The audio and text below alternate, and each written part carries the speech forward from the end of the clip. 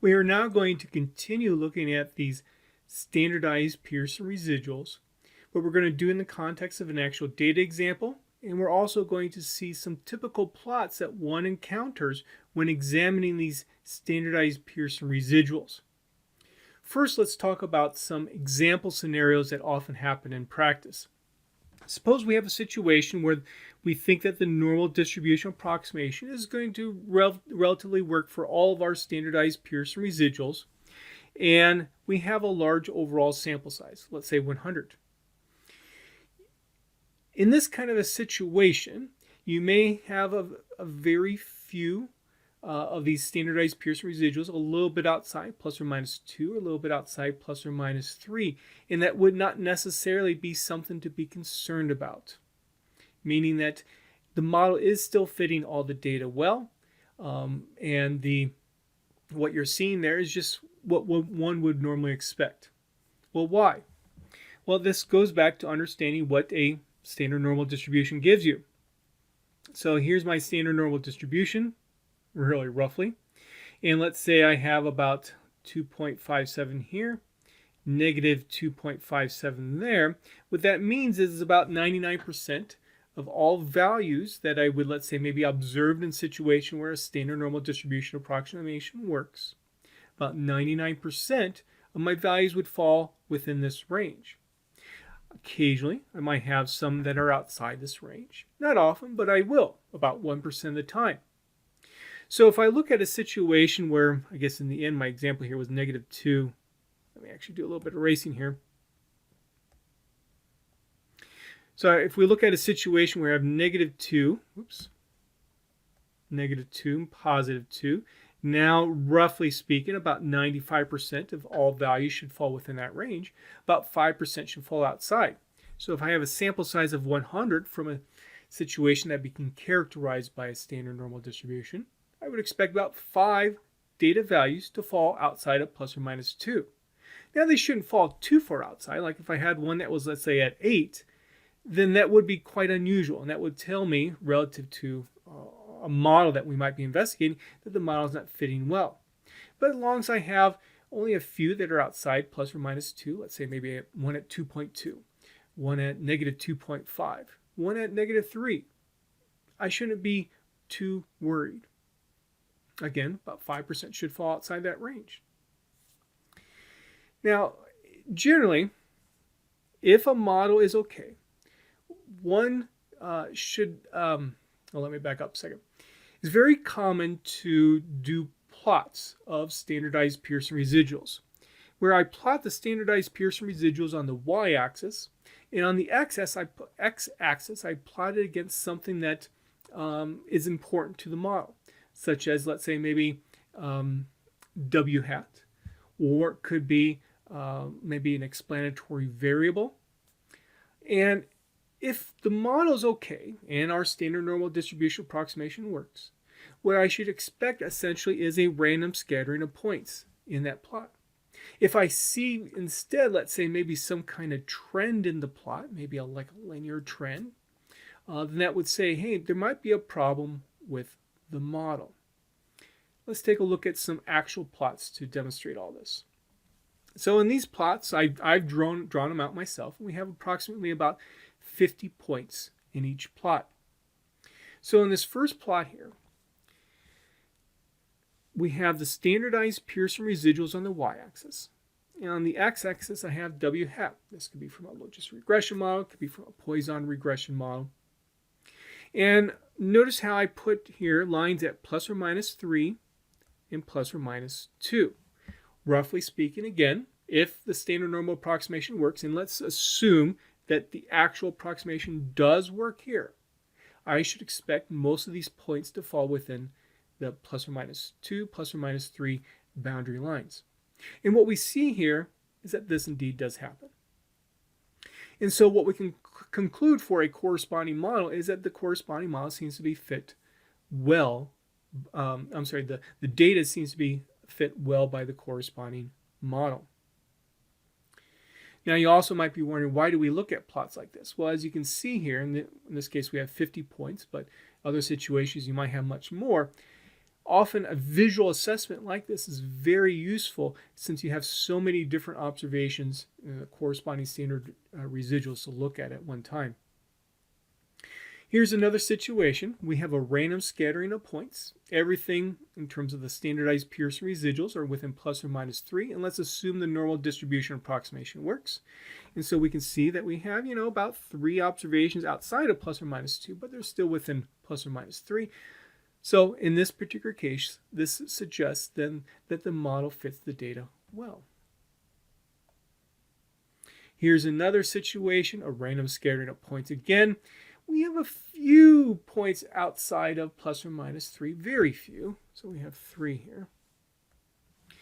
So, and let's assume the normal distribution approximation works for each of these standardized Pearson residuals. In this situation, this model is not fitting as well as what we've seen from the previous 2 plots. But still, I wouldn't necessarily be too concerned. What I would want to do is maybe take a closer look at these particular points to see if I can maybe come up with a reason why this is occurring. You'll see examples of that coming up later in chapter 5 of how one would do this.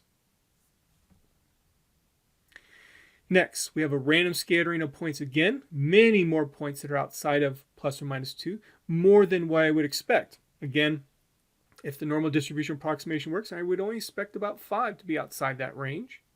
We definitely have more than 5. And so now in this particular situation, I am worried about the model. There may be some problems with it.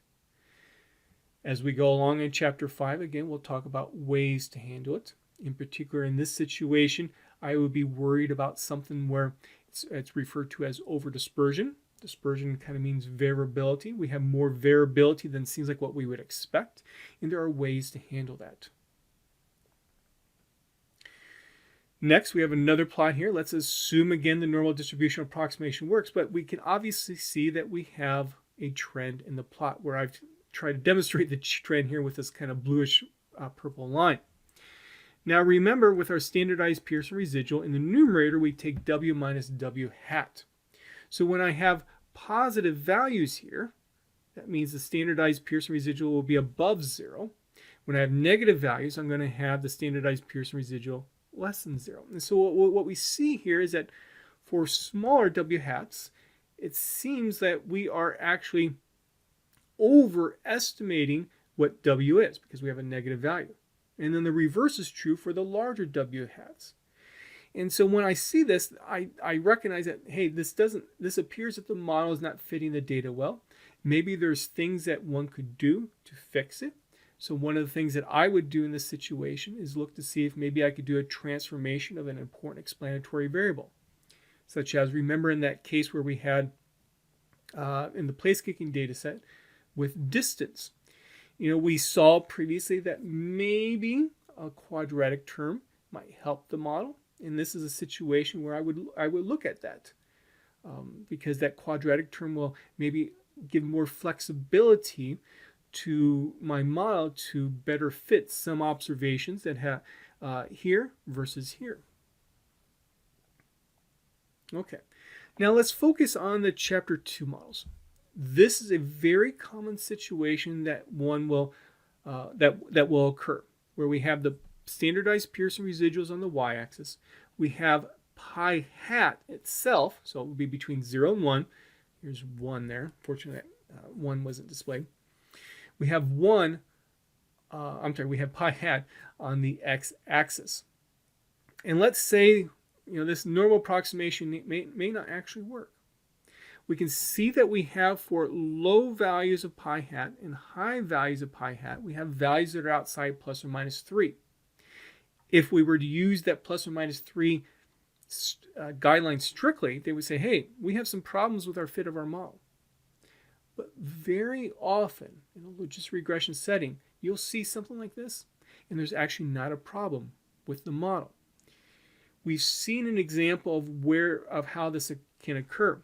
Remember when we had, let's say, Wm equal 1 and n sub m equal 3. In that situation, we also had, I think it was pi hat equal to 0.9.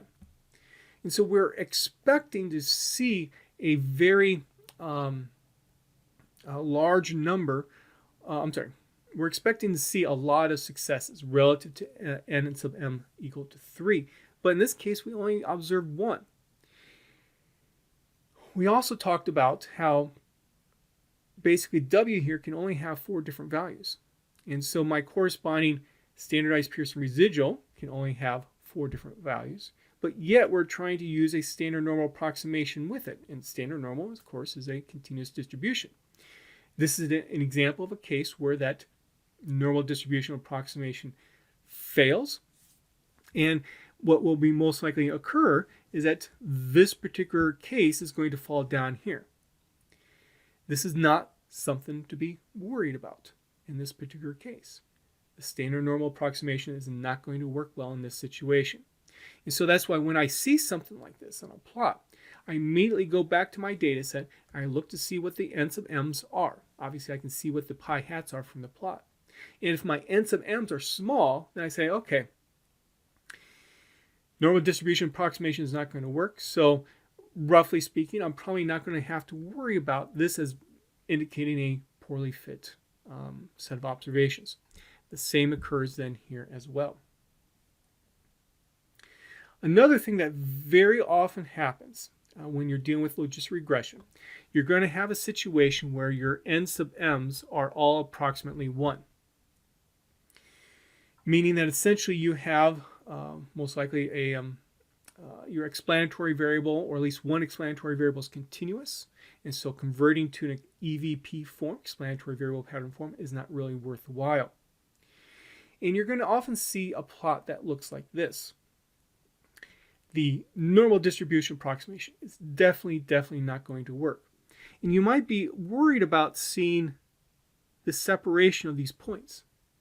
Well, this is going to correspond to a situation where you have a w that's 1 and a w is equal to 0.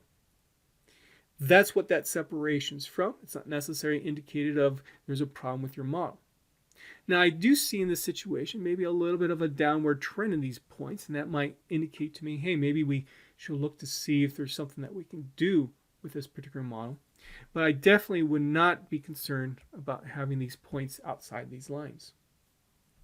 Okay, so now let's actually look at a data example. Note that my corresponding work here is in placekick_not-in-book.r, meaning this is not in the book, it's a separate program.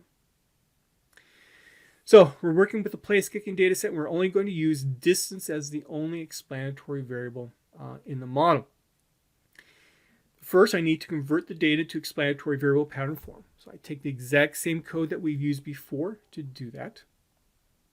I estimate the model to my data, taking into account the number of trials for each row of my data frame.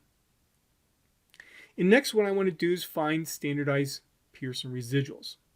But I also want to go a little bit step further here, because I know there's actually going to be some situations where the standard normal approximation is not going to work.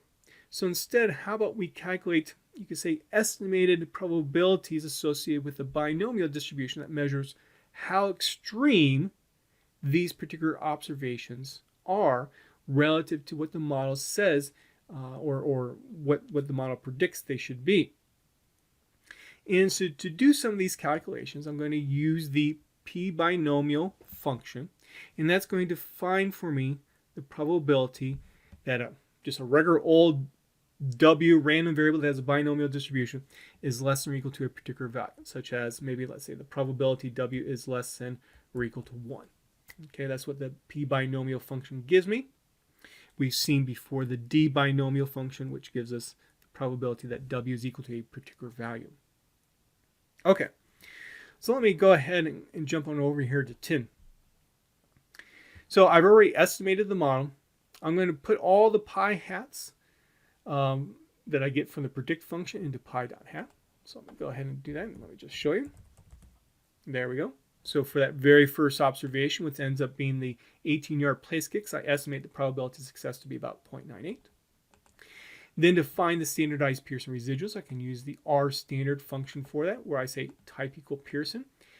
here I put mod.fit.bin. This is where I save my results.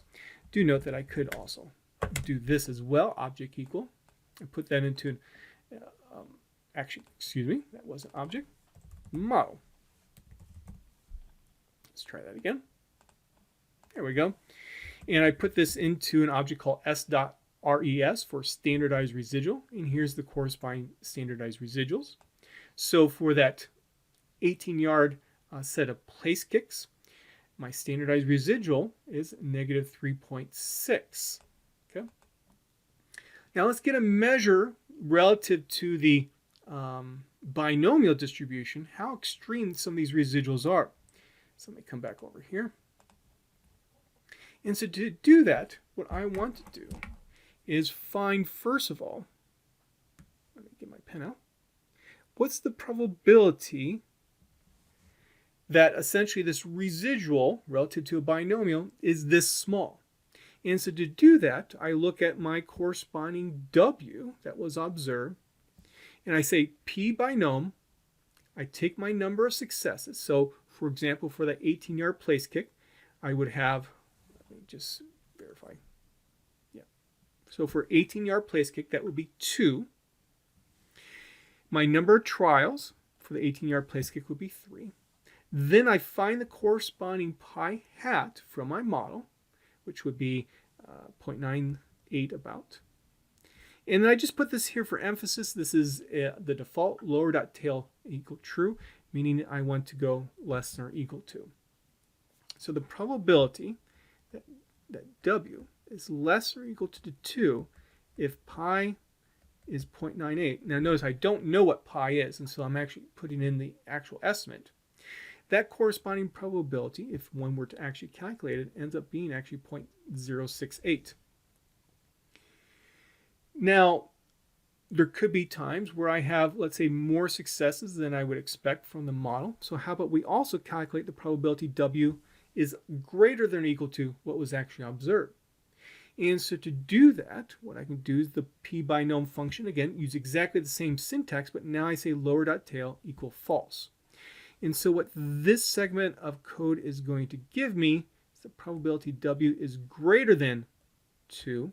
But I want greater than or equal to 2, so simply I add then the corresponding code with the d binom function to find the probability W is equal to 2. Okay. Now I written this out relative to that 18-yard place kick, but do note how these calculations are being done is for all place kicks at the same time. So W.N $success based upon what we've done in the past. That's all the successes. And so when I put that in there for the Q argument of P binom, standing for quantile, size equal W.N $trials. That gives me all my corresponding n's. Pi.hat gives me my corresponding pi hats. I put that in the prob argument. And when I do that code and highlight prob.smaller, these are all my probabilities, calculate all at once for W is less than or equal to what was observed for W. To find the higher, do the same thing. And then lastly, I'm going to use a function here called cbind so that we can see some stuff better. Cbind stands for column combine. I'm going to take all my probabilities of smaller and all the probabilities of higher. And so if I go all the way up here, so the probability for that 18-yard place kick relative to a binomial distribution using my pi hat for pi, the probability of having only 2 successes or less is 0.068. Having 2 successes or higher is 0.9984. Okay. What I like to be able to do is find the minimum of all those. Let me actually go back there. Sorry to be jumping around here. I would like to find the minimum because that gives me a measurement of how unusual my particular value of W was. So I like to find this to be 0.068. For the next row, I like this to be 0.83. For the next row, 0.017, and so on. A quick way to do that is, again, to combine into what ends up being in R's terminology a matrix. The prob.small and prob.high. So I have 2 columns. and I want to, let me say it this way, I want to apply the minimum function to each row. Margin equal 1, not very descriptive. Margin equal 1 corresponds to row. So if I do that then, and actually take a look at it, now I get the minimum for each row. So there's 0.069 there, correspond to what we had right there. A little bit of a complicated code, but if you walk through it step by step in a similar manner to what I did, I think it makes sense how this comes about. Next, what I'm going to do is I'm going to also look at, well, what would be beta hat 0 plus beta hat 1 times the distance. And what I can do is actually go to the mod.fit.bin list and pull out linear.predictors, put then an object called lin.pred.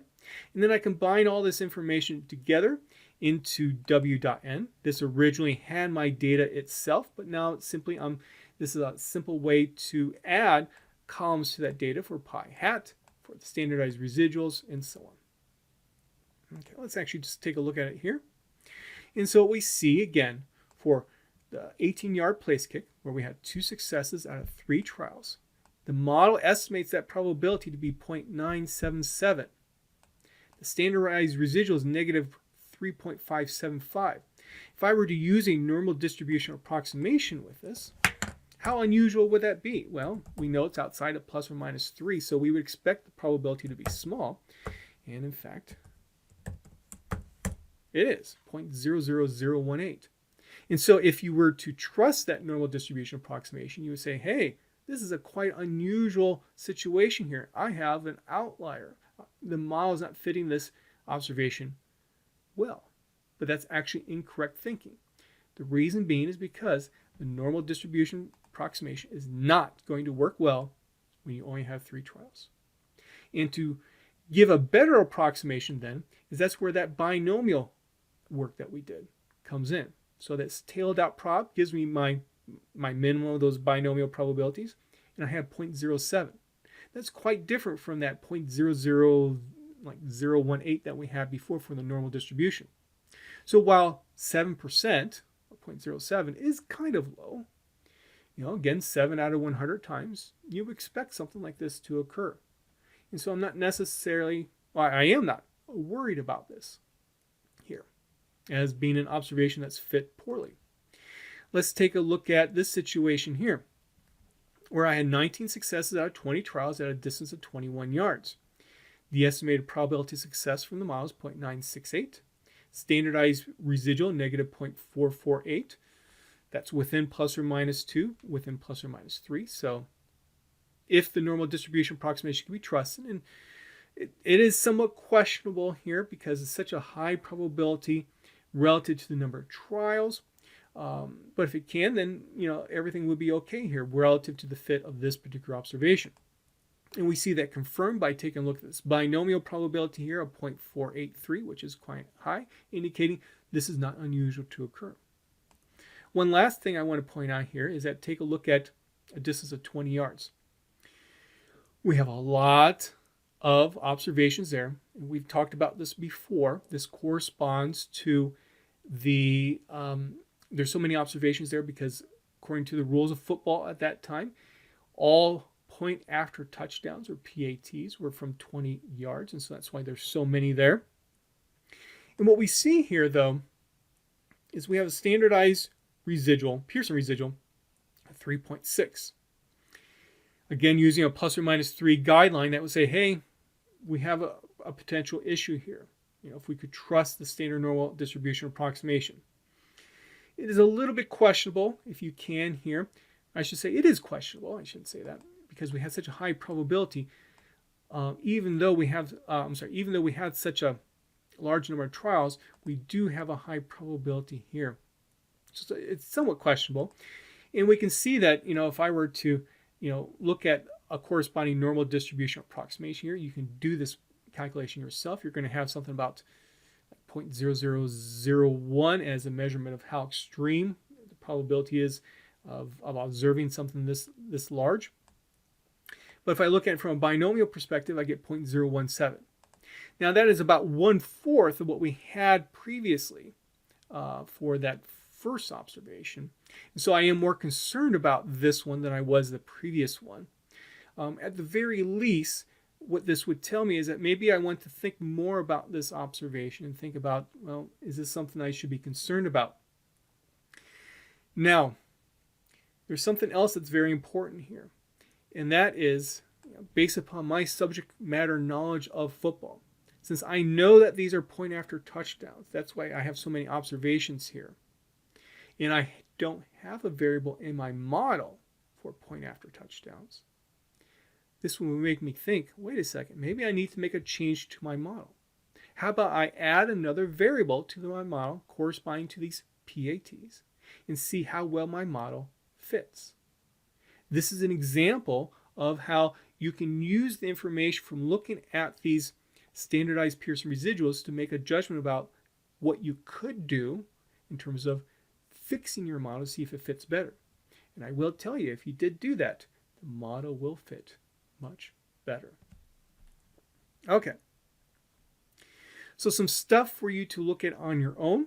So here's a nice way that one can, let's say, just extract out those standardized Pearson residuals that you might want to look at a little bit further. This is another way as well.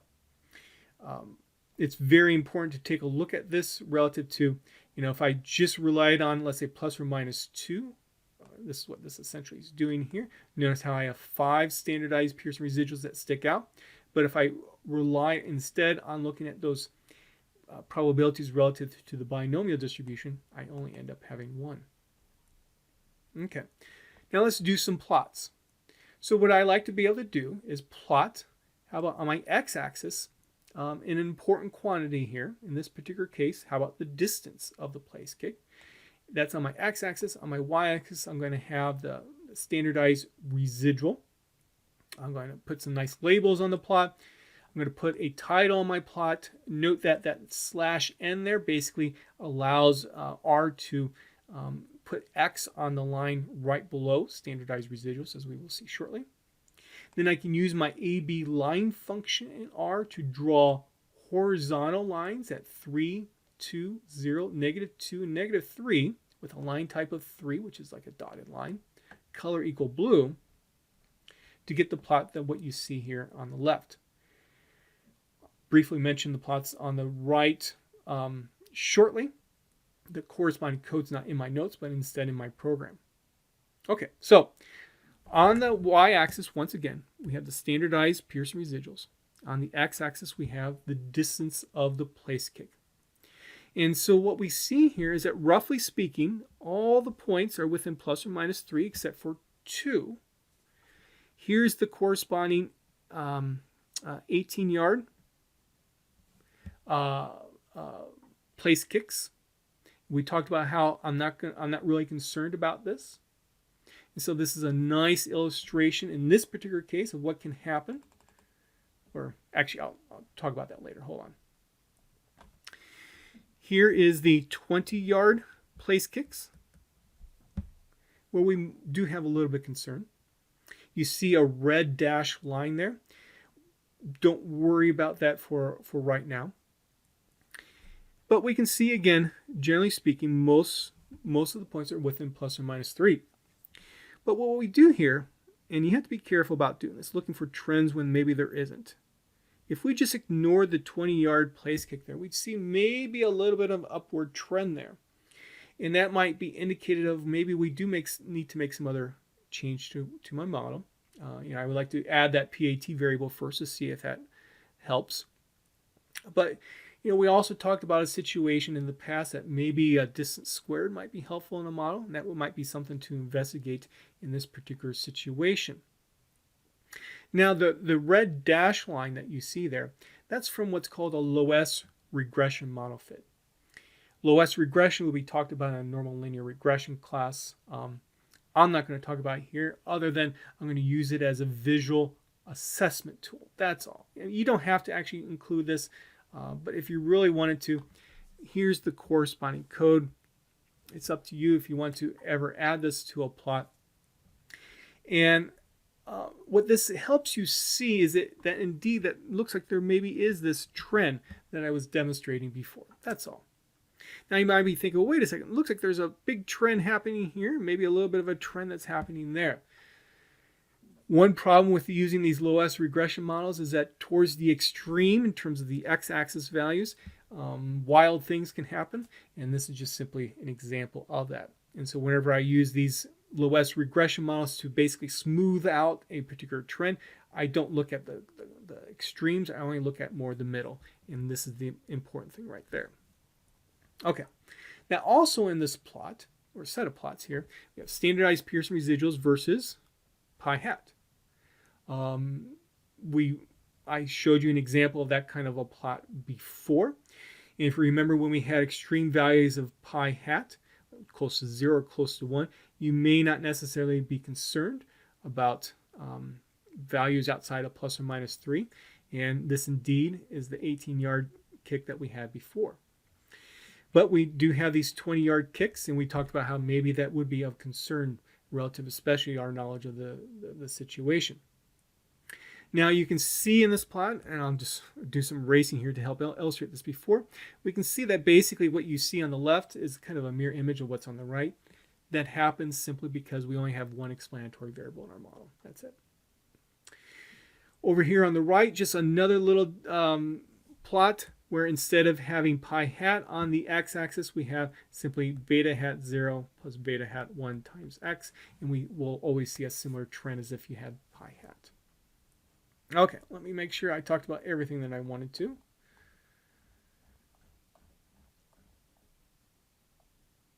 Okay, so the comments, I think I've talked about this.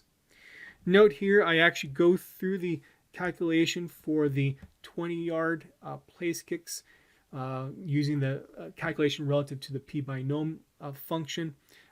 Take a look at that just to make sure that you understand how it would be done essentially for one observation.